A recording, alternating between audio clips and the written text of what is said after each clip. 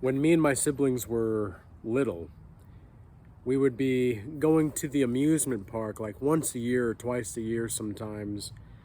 And my dad, his company would usually get free tickets to this amusement park called Lagoon here in Utah.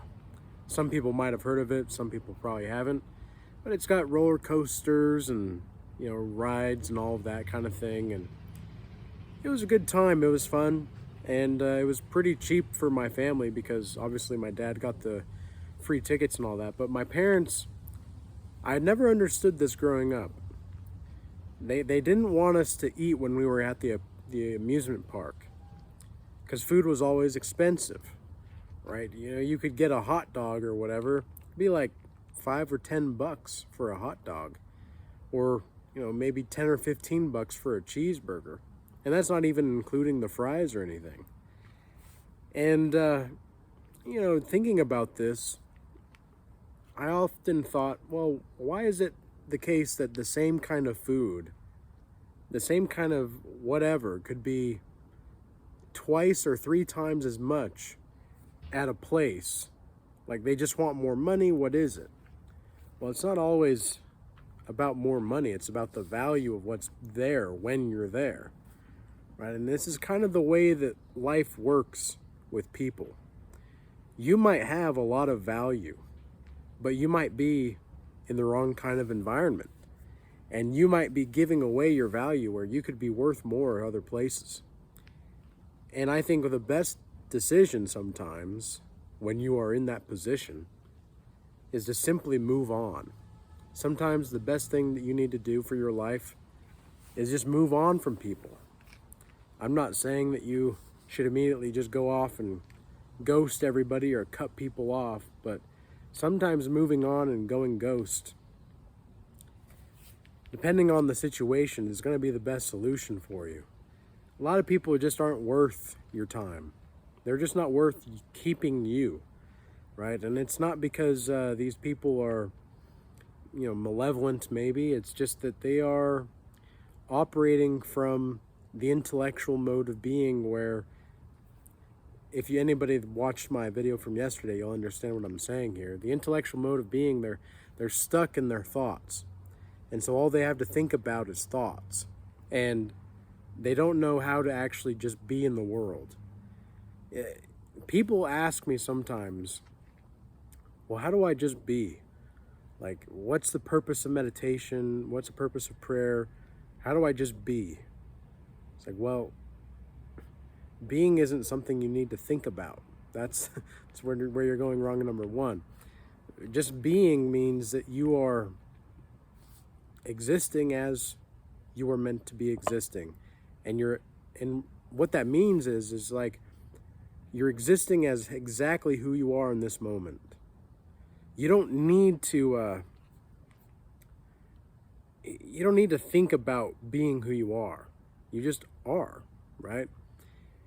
I think many people get caught up in the thinking about needing to be a certain way, that society places all of these constructs on each other. Society makes it seem like you don't really know as much about reality as much as you might actually think, or maybe society pushes that you need to behave a certain way and not one way or the other. Like, one of the biggest examples that I can give is the dating gurus and the PUAs, the pickup artists. I mean, these are the people that will tell you to do some of the weirdest things to just attract a woman.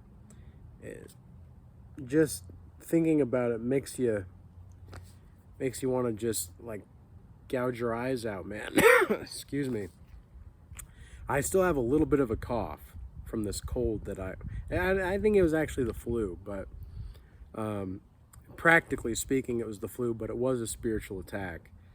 And but anyway, I've got a little bit of a cough, but other than that, I'm full strength, I'm full capacity, I'm full cognitive ability. It's just that little nagging cough there, and it's just kind of that after cough of the flu, but nothing crazy. But I try to be as professional as possible in these videos while also giving you actual realness to them. You know, I want to give you realness, and I don't like to edit things out too much in these videos because I want it to be raw and real, and I want it to just be true. And, but anyway, where was I? Being. So, I mean, look at a tree, right? The tree doesn't yearn to, like, reach up. It starts from the ground. It starts from the roots. And that's where you need to be thinking about how to live your life properly, is how can you grow from the roots so that the branches just naturally expand? Because the branches aren't thinking about how do I need to grow closer to the sun. They just do it. They just be, right? That's just the way that the trees operate.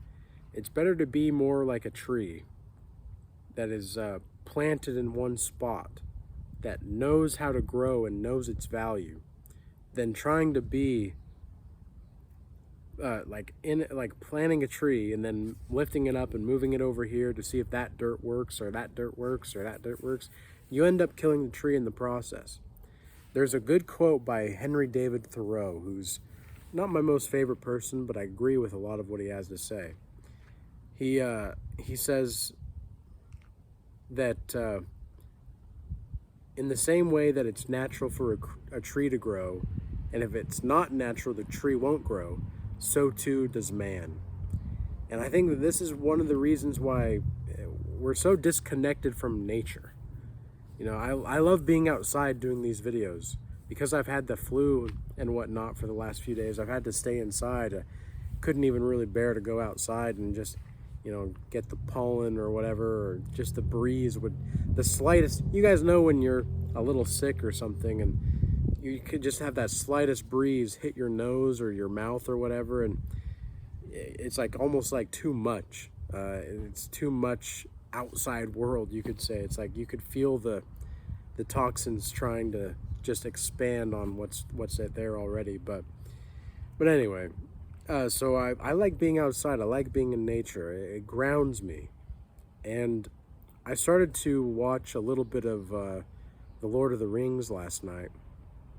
What I've been doing is during my dinner time, I've been carving out about 20 to 30 minutes of time where I'll eat dinner and watch 20 to 30 minutes of a movie or a TV show and whatnot, and I can just pick it up where I left off. I don't, some people feel like they need to watch a movie all at once and all that, or they need to go through the series of TV all at once, and I'm not that kind of person. I'm just able to pick it up right where I left off. So I'll do that. And last night I started to watch The Lord of the Rings, and I thought to myself, man, you can see just in the way that, because it's based off the books, and, you know, granted, a lot of the verbiage and the language is used from the books. It's like the way that they speak about just life and the way they speak about nature is just completely otherworldly. And otherworldly, rather. Sorry, not otherworldly. And at the same time, it's just so grounded. You know, it's just so grounded in spirit. And this is always something I found very interesting about Lord of the Rings and J.R.R. Tolkien in general. I always found like Lord of the Rings felt like home. You know, I don't know why, but I always felt like Lord of the Rings was more homey. It was just more grounded. Even though it was a bit mystical, it always felt very true for some reason. And I never knew why growing up, and I have my own theories now, but I won't disclose them in this video just yet. But I know why I felt that way, and I still do feel that way. And it's almost like, you know, the feeling that you get when you're in nature is you just feel like you're more connected to God. You feel like you're more connected to truth. You feel like you're more connected to who you naturally are. And we think that because we have feet and we can walk up and move, that we don't grow the same way plants do or the same way a tree does. You have to know your worth.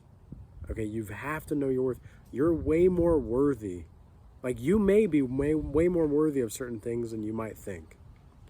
And again, it's about where your environment is. Are you in the right environment? Because if you're not in the right environment, like for example, what I do online, I think that I could do in person for sure. Absolutely. I'm not in the position to quite do that just yet, but what I do online for my work and the Regal Change Academy and all that, my one-on-one mentorships and consultations, I can absolutely do that online and in person. But right now, online is where it's at. Online is where most of people are seeing my value. And I'm building digital real estate online. Like, this is one of the greatest things about having a personal brand. Speaking of which, Regal Change right there, yeah. And one of the greatest things about having a personal brand is that you get to choose how you grow to some degree.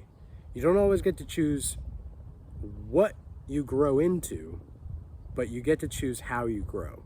Like, I've been planting the beans, like pinto beans, for the last little while, and I just got the first little pods on my second seed that I planted from a while back, and I'm seeing these grow, and I'm thinking to myself, the bean will only grow into a bean. It reminds me of Kung Fu Panda. I just thought about this. Kung Fu Panda, where Kung Fu, what's his name? Master Oogway, the turtle. The turtle's talking to Master Shifu, and he says, you can't control what the peach will grow into. No matter how much you pray that peach seed that you plant in the ground, it's not an illusion that you have control of how to plant it. But no matter what you do, that peach seed is going to grow up to be a peach tree. And you may wish for an apple or an orange, but you will get a peach. And Master Shifu says, but a peach can't defeat Tai Lung, like the evil guy, right? And Master Oogway, the turtle, he says, maybe it can, if you're willing to guide it, to nurture it, to believe in it. That is the whole essence of life. Can you nurture it?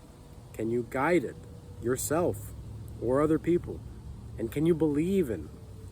There is nothing more powerful, I genuinely believe this, there's nothing more powerful than your spouse or the person you're in a relationship with who genuinely believes in you. There's nothing more powerful than that. Now, of course, you need to believe in yourself, no doubt. Like, of course, like everything, it's going to start and end with you, and self-belief will get you very far. And I actually read the other day about how there's this, self-belief can actually create new neurons in the brain. I didn't do too much of a bit of research on it, but from what I read, it seems pretty reasonable, and it seems pretty practical as far as a scientific research endeavor. And it seems legit. So I thought to myself, if self-belief can create new neurons in the brain, I wonder what it would be like. Had some neighbors just pop in and chat a little bit. But what was I saying about the neurons? If the neurons could actually grow, like imagine if self-belief can actually create new neurons, imagine what having somebody else believe in you can do. Because you could not only see that belief in yourself expand and create new neurons, but when you see somebody else truly believe in you, I'm positive that that's going to exacerbate and exaggerate your own self-belief even more so. I mean, that's going to be just even more, all the more powerful. And because you're actually seeing tangible things happening. You're seeing tangible, you're seeing legitimate change wanting to be occurred and accrued in your life. And there's just this beautiful there's this beautiful impact that it can have on you. Just the power of self-belief and the power of believing in what you're doing. And if you don't know what you're doing, that's okay. Just be, man. Just be. It's chill. Just be until you figure it out. All right? So with all that being said, I hope this message was useful and insightful. If they don't see your value, move on, okay? Now, if you do want to join the Regal Change Academy, but you have a few questions and you're just wanting to know more about the community and the courses and the classes, we do offer a free 15-minute call with one of the Regal Change Academy team members. You can sign up for that in the link in the description box below. Or if you want to have a one-on-one mentorship call with me, feel free to reach out and via Instagram or X or on the Gmail, regalchange@gmail.com. Email me there. Peace be with you all. Until next time.